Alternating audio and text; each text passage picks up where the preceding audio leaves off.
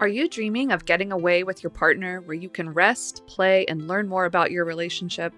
Join us for the Allender Center's Marriage Enrichment Retreat, May 13th through 15th, 2022. This retreat is intentionally small, limited to 40 couples, and located in a beautiful setting at Cedarbrook Lodge just outside of Seattle, Washington. You'll experience live, personalized teaching from Dr. Dan and Becky Allender, along with the founders of Reconnect Institute, Dr. Steve and Lisa Call. This weekend is designed to foster conversations that will offer connection and replenishment to your marriage. This is our most popular marriage enrichment offering and always fills up quickly. To reserve your spot today, visit theallendercenter.org/marriage. Thank you for listening to the Allender Center podcast. I'm Dr. Dan Allender. And I'm Rachael Clinton Chen. We're fiercely committed to providing hope and healing to a fragmented world. And restoration for the heart. Thank you for joining us. Let's get this conversation started.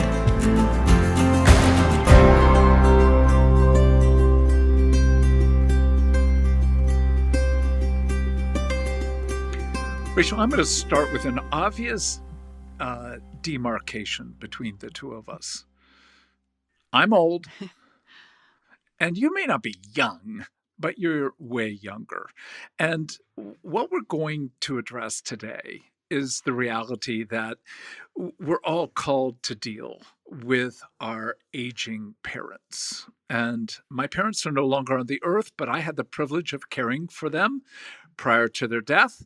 And you have aging parents. But I'm going to put you in the role of, in that sense, talking about how you would care for someone like me as an aging parent. Is that fair? It's fair. And I'm just so aware, like, oh, these are such complex waters. And, I know there are people that haven't gotten the privilege of even parents getting to this aging period. And I'm laughing because I'm thinking if my parents are listening to this and they hear you call them old, they might have some pushback to that because they are younger, older parents. But you're absolutely right. Like in some ways, now is the time for us. My parents are in their early 60s. So now is the time for us. Nothing's a guarantee. But if you're going to start having those conversations, it's something I don't want to think about. And I find myself resistant to it, even as you're like, we're going to have this conversation today. Like, even when you say I'm old, I feel like you're old-ish, but not like old. Hey, look, when COVID was in its initial raging stages, and something came up about how there may be eventually a vaccine that the elderly would need. And I remember passing by as Becky said that to me, and I said, well, that won't be us. And she said, well, what do you mean it won't be us? I said, well, we're not elderly. And she goes, what do you think elderly begins at? And I said, well, 75. She started roaring and said, you are well into the era of being elderly because it begins at 60. So technically, back to your parents, they are elderly. Now, they may be young elderly, almost neophyte elderly, but nonetheless, we are talking about how to care for aging elderly parents. But I want to be really clear that we're not talking primarily about end of life. And look, those are not small issues and could take us on a whole nother podcast. But, if you're dealing with truly end of life, the last perhaps 5 years, 6 years of a person's life, you're going to have to deal with everything from health and protocols to living arrangements, legal, financial issues. As painful as this may sound, internment issues, like how do you want to be buried? And details. I mean, so many details, including like how do we log into your private accounts, et cetera, et cetera. But the assumption that as you're dealing with elderly parents or aging parents, that you're only dealing with those kinds of life situations is already a miss. Like, you're not going to be able to deal with the complex, truly end of life issues if you've not done something well before. Mm, And that's what we want to talk about. How do you care for aging parents? And another way of putting this is, how do you acknowledge that as an adult child, you have a very different relationship with your mhm. parent than you did when you were in your, obviously, your teens, early 20s, etc. So, again, love to hear what your mind is doing Ugh. already, Rachel, with regard to this lovely topic. It's like I feel myself getting emotional, to be honest with you. Um, ugh. Um, I think because it's first of all, my parents have been so generous to us, like helping us become adults. And I think, I know we're going to talk about this in another podcast, but how much work goes into helping young people become adults. And you think, oh, you send them to college, they become adults. And I just think, like, I just turned 40 this year and I still feel like my parents are like helping me become an adult in that generosity. So something my siblings and I have always talked about is when as the opportunities come, as we have opportunities to return that generosity to them, to even provide in ways that I actually think are so risky and hard, because to let your children provide for you is humbling. And I know some people are like, it's about time. Like like maybe some people feel more that way, like we've given you a lot and now it's time to get some return on that investment. So I'm aware maybe people feel that way, but I think it brings up for me, um what are the conversations that I've always been trying, I think from a really young age, trying to get the stories of my parents and the stories of our family that feel, both the ones that are like the funny ones, the idiosyncratic ones, the ones that are just so absurd about someone's life that you almost are just like, this could be a movie in and of itself, but also the stories that have deeply shaped who my parents have become, and what has been passed on to us, and what's important to keep. And I remember even with my grandparents doing this when they were in that, I still am lucky to have one. My maternal grandmother is still alive. She just turned 90 this year, but I have watched my grandparents transition out of this life into the next. And I remember just that kind of urgent feeling of like, there's so much I don't know about you. There's so much I don't know about your life. There's so much I don't know about your desires and your longings, and like, what are the things that have gone unsaid between us. And I feel that when you bring this conversation to light, I feel that like almost like an urgency, like, oh my gosh, I have to call my parents today and like have some conversations I've been putting off, or, that what are the core questions I have that I need to start having the courage to lean into. Oh, well, let's just underscore what our audience knows. I certainly know you are wacky and wonderful. And when I say wacky, all I mean by that in this context is you are very unusual, Mm. in that I don't think most, shall we say, children of aging parents actually have a pursuit of curiosity, a pursuit of, how did the two of you meet again? How did you plan your wedding? What was kindergarten like for you? Like, were you a good student or did you get in trouble?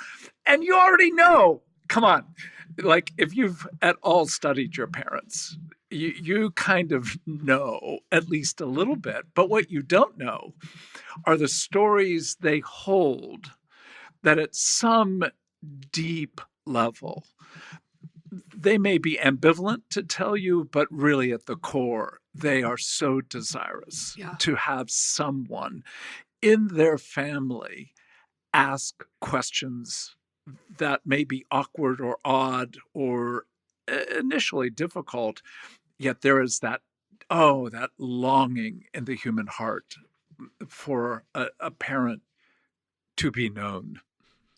Yeah. And I mean, I think that, oh, like these are just Man, these are courageous waters, and we've been in a season that I think because they invite us to step closer to just the idea and reality of mortality in general. And again, some of us have already tasted that in really tragic ways, and maybe it does feel more present. Um, but these past couple years have really caused us to confront that life is really precious and we don't just have endless time. And I just think about, like, you call me wacky, like, I had my first existential crisis in first grade with result of time and aging.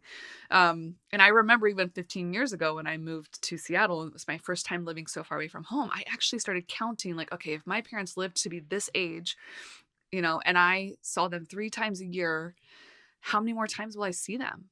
And yet, some of that urgency I feel has still not always manifested as and acting on that courage in the ways I most long to. And I would imagine it's similar for you in the season that you're in. And I'm curious, for your children to begin engaging these realities of aging with you, like, what has that been like for you? Even to just name that's a desire that you have. Do you have that desire?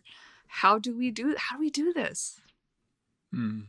Well, yeah, absolutely. And to say it's easier to talk about on a podcast than it is actually in the context of relationship with your own children. But nonetheless, we've been what I would call a highly storied family. So, they've had to deal with, like when we come to birthdays, I'll ask questions like, talk about your favorite two birthdays. Or the question that always irritates them is on their birthday, tell us about what the birth process was like for you. And it's like, Dad, gross. I don't want to talk about that. I don't remember. So, well, if you don't remember, I'm glad to offer you a few details about the experience. So, uh, but nonetheless, the questions that my children ask generally don't probe that far. So, for example, do they know the eon Mm, that I grew mm, up in? I grew up in the Vietnam era. I never went to Vietnam. I didn't fight in that war, but it had a tremendous influence on the shaping of my world. I remember at one point talking about Vietnam, and there was just not that my children had never heard of it, but they knew very little about how the war began, how it progressed, how it ended. And I said to them, look, if you want to understand a little bit more about my world, you could watch the Ken Burns documentary, which is stunningly well done. And in that, I think you're going to find things that intrigue you, or at least things that will take you further into the nature of the world I was suffering as a 12 and 14 and 16-year-old boy. So part of the labor of asking questions, like any good investigative reporter, you got to do your homework before you begin. So do you know the era? Do you know the ground? Do you know the issues that that family of origin, your grandparents, actually brought, or even the great grandparents? So that sense of, I am curious and I want to know you. I'm telling you, when I talk to my aging friends, I wrote to one friend and I said, what do you want your children to ask? Let me read what he mm. wrote. He said, anything that, with capitals, and said any question would be an opportunity to tell stories, to fill in history, to pass on wisdom, to own up to Mhm. foolishness. And he said, and why is it that just when I got to the age I felt comfortable asking more of those questions, my parents weren't around to answer them? And I feel that too with regard to my own parents, like so many questions that for whatever reason I didn't ask. So when we begin to address, yes, there will be end of life issues, but you can't even get to those particularities which are uncomfortable enough unless you've invested some degree of energy to explore and to do investigation of how your parents came to be who they are. And that, I think, for the heart of an aging parent, the idea that you'd be curious about me, that you would take the stories you do know, but use those as stepping stones to actually make certain assumptions that you check out, entering into something of the complications that you know of my own life with curiosity that's not just tell me the story, but how did you make it through? So I think there's that sense of can we invest in developing truly a true adult relationship with our parents? Well, and, when you say that, Dan, I'm just thinking about, again, like, in some ways, to be able to engage those kind of questions with curiosity, you have to have been willing to have it for yourself, right? And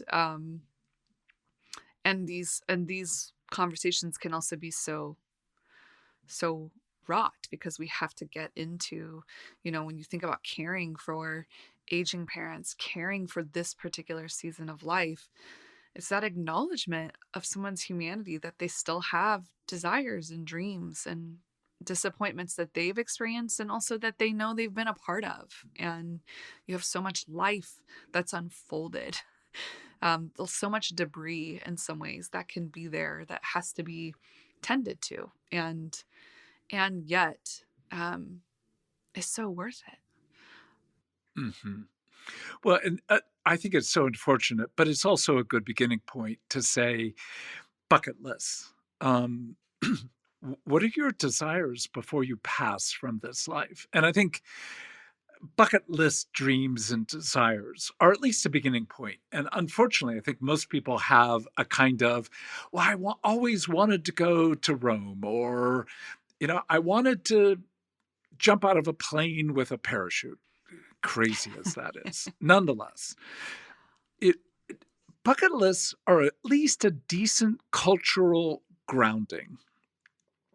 But I think if we can get through that to say, what are the desires that have ruled you for good and ill?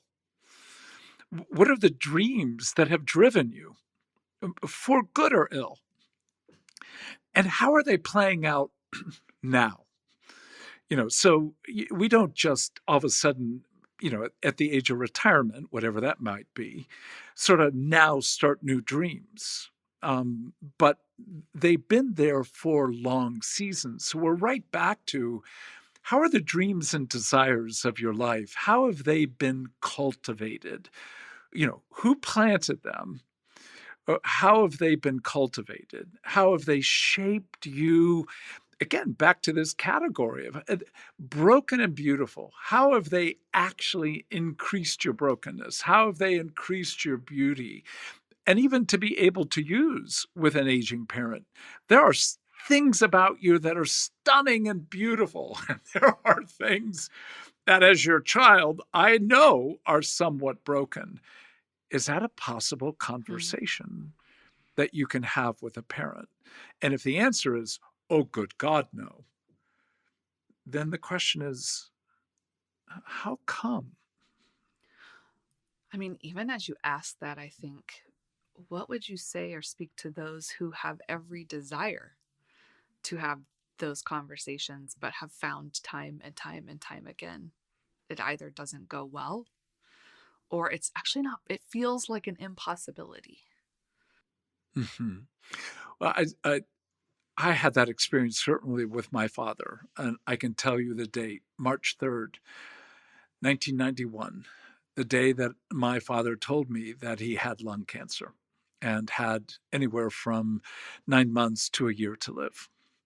And I remember all of a sudden waking up, even in that conversation, like my time is limited and there's so little that I know about my father.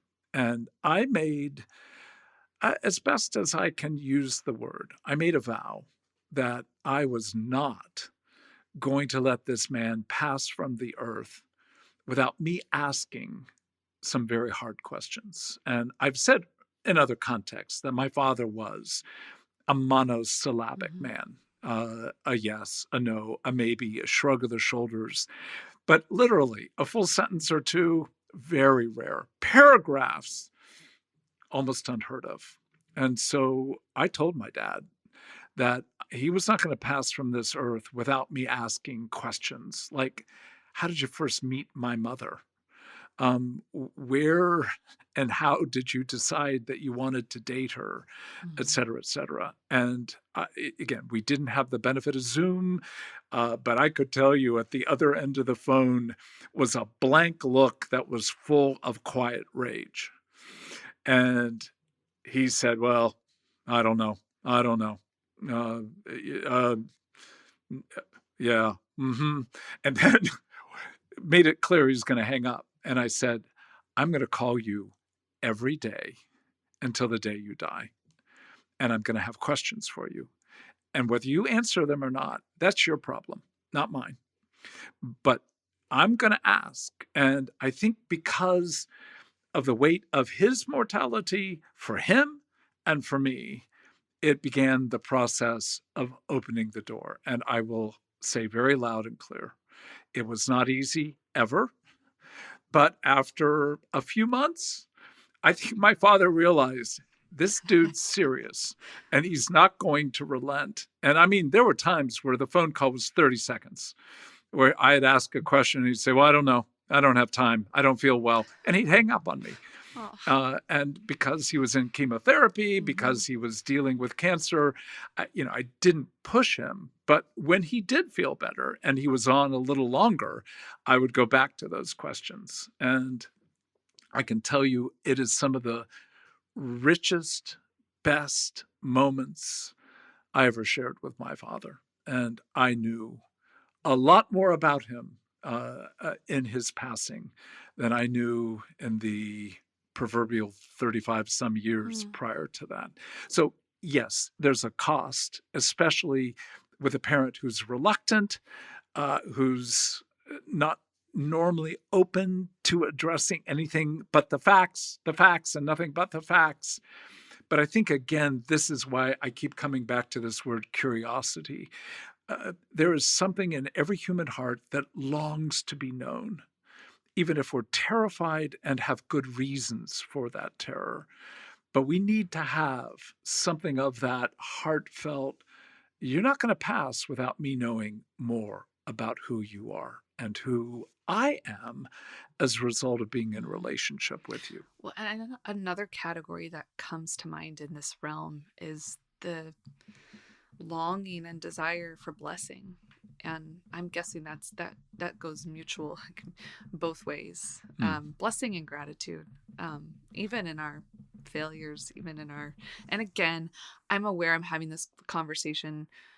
Like some people have parents who are severely mentally ill or actually are violent and they can't be in relationships. So I know I don't want anyone to hear like, well, that's your fault. You should be pursuing. And I don't think that's at all what we're saying. But that there, even despite that, there is still longing for blessing, both as a child of an aging parent. And I would imagine as someone who is seeing their time and reflecting back on life, the good, the bad, the ugly, and longing for blessing and for honor. And I think good care opens the door and invites the possibility for there to be maybe more blessing than has been, or more nuanced or more extended. Because I'm not at all making the assumption people haven't experienced that throughout their relationship or throughout their life. I think it brings a different level, a different finality Mm. on this side of things. Yep. Well said. Well said. I think, again, and I'll come back to you as a parent. Um, don't you fear that you're not doing a good job? Oh my gosh. All the time. All the time you're just aware of like even your best attempts to love well still have your all your good like your as you say your beautiful and broken humanity the wrapped up in it. So yes, that desire to love so well, and yet still being confronted with your failures. And this is the complicated structure to talk about blessing. If my children were to look at me and say, "I think you were a great dad," I, I I would be touched. This is where your wackiness comes out. I'm just gonna say. Perhaps. It's good. It's really good. I'm just saying. My guess is a lot of people will be like, no, lie to me. Just tell me. Give me the fluff. Right. And I'll claim to be wacky, but I need to know the truth. Yeah. And if the truth is I've been a good parent, I also know I have failed. So I need my children to be able to, in one sense, be curious about my failures, not excuse them, but be curious. I remember one of the days that both daughters went to visit my parents. They were adults, college age, and maybe a little bit beyond. And after a single half day with my mother, my daughters called me and said, "Dad, I want you to know we're doing good. We're doing fine. We're having a great time. But we also want to say to you, how did you deal with your mom's craziness?" Mm. And I was undone by the question alone. I was like, What?" And they said, "Let me tell you what your mom has done." And they explained a very common bind my mom would put me or anyone in. And it was a bind where if you said yes, you hurt her. If you said no, you hurt her. Oh, And that sounds fun. and it's not a good situation. And so what my daughter said to me was, "It is amazing as we look at your life that you actually have not made us pay in the same way." Now, one of the daughters also said, "But you make us pay in other ways."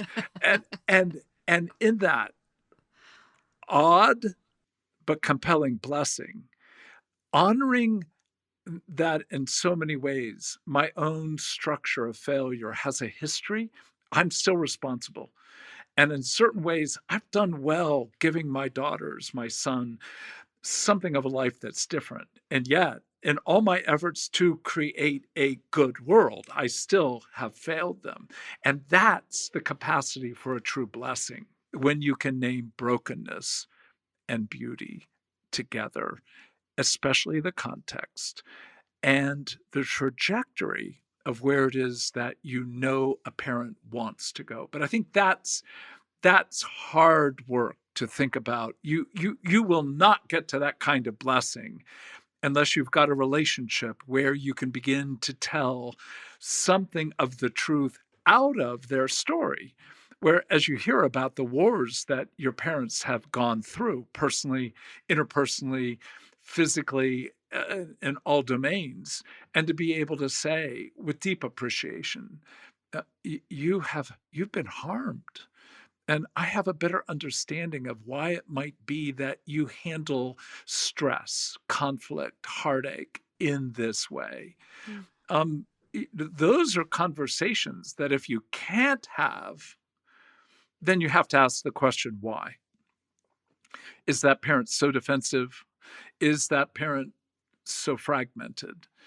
Then the question is, how can you move maybe way slower, but to begin to tell truth about your own life and your own failures and your own beauty and dreams, so that in one sense this is not a foreign conversation to have regarding yourself, let alone that parent, let alone eventually us as a couple, me and one Mm. daughter, me with another daughter, me with my son, and now add my wife and our Mm. marriage. And now we're in the realm that is just like, I just so sad most people never get close to these kinds of conversations. Well, that just makes me think, Dan, how do we honor the ache for them? Either in the places it's just so hard to get close to them, or it feels unwise or impossible to get close to them. Because in some ways, I think there's still a way to honor the desire, to honor the ache, even if, the actuality of it doesn't feel within reach. Mhm. Well, you can respond to this and just take it where you wish, but let me just say it this way. It You will always be a child to a parent, but you need to own you're an adult. And in owning you're an adult, you're really ultimately saying, though I will always be your child, you will always be my parent. I have the right, and in some sense, far more than right, I have the privilege of being in an adult relationship with you. In that sense, there is this component that you become more of a friend than merely a child. And in that ownership, I think things change when, you know, I remember the first time all three of my children, it's interesting. I just put words to that, where all three of my children at one point in their beginning adult years invited me to dinner and paid for it. And I remember the disjunction of, I was appreciative that they paid, but it was like weird. You're paying? Yeah, you got your job and you're buying me dinner. And there was something really sweet in that, but also something disconcerting, like, oh, wait a minute. You're an adult, I'm an adult, I'm still your parent, but we're adults together. And in that transition, I think there is an opening, but I think that's so sad to underscore that this is just not possible with all parents. And it could be due to health, could be due to complexities in their own life and relationship, but it might be, and you brought this term up earlier, it might be mental illness, it might be the issue of addiction, it might be that you've got a narcissistic father or mother. And in dealing with them, to ask any of these questions and to engage as an adult would be so disruptive that in some ways you're just not in a place or a time where these kinds of conversations could occur.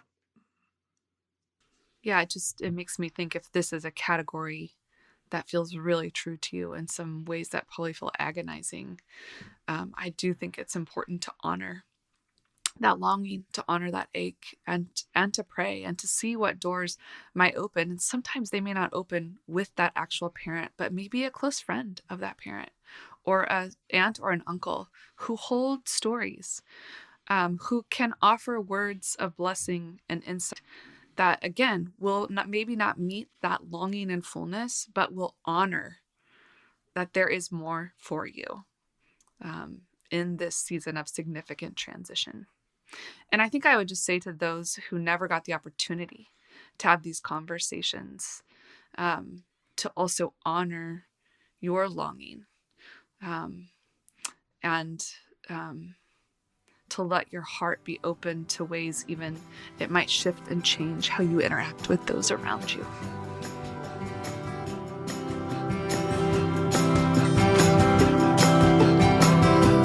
The Allender Center podcast is produced by the Seattle School of Theology and Psychology. If you'd like more information about the Allender Center, you can look at theallendercenter.org.